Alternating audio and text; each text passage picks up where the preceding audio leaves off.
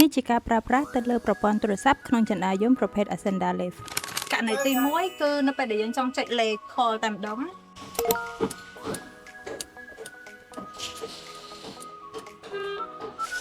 វាអូតូ call ទៅហ្មងចុចលេខហើយវា call ទៅនិយាយបានដូចទូរស័ព្ទធម្មតាអញ្ចឹង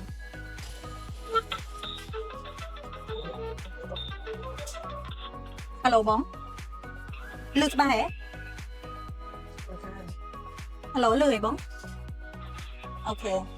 នេះហើយពេលដែលយើងចប់យើងចុចបិទបានអញ្ចឹងបើក្នុងករណីមួយទៀតដែលយើងចង់ call ទៅក្រុមការងារនៅក្នុងនឹងស្រាប់ព្រោះយើងបានភ្ជាប់ជាមួយនឹងលេខមេជាបច្ចេកទេសហើយនឹងខាងសេវី24ម៉ោងរបស់ពួកយើងអញ្ចឹងបើសិនជាយើងចង់ call ទៅសេវី24ម៉ោងរបស់ពួកយើងគឺយើងបាន save លេខក្នុងនឹងហើយ auto call តែម្ដងអាឡូនេះឃើញទេអញ្ចឹងវាលឺ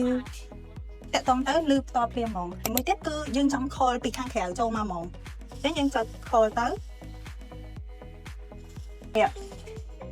ឃើញទេអញ្ចឹងពេលដែល call ពីនឹងមកគឺវាលោតចូលក្នុងនឹងហ្មងហើយពេលយើងចុចទទួលគ្រាន់តែចុចសញ្ញាទូរស័ព្ទហ្នឹង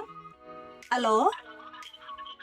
រាល់ប្រភេទចន្ទាយន្តទាំងអស់របស់ Cbase មានភ្ជាប់ជាមួយនឹងប្រព័ន្ធ Emergency Call ដែលមានទូរស័ព្ទអាចទាក់ទងបានផ្ទាល់ដោយស្វ័យប្រវត្តិពីក្នុងចន្ទាយន្ត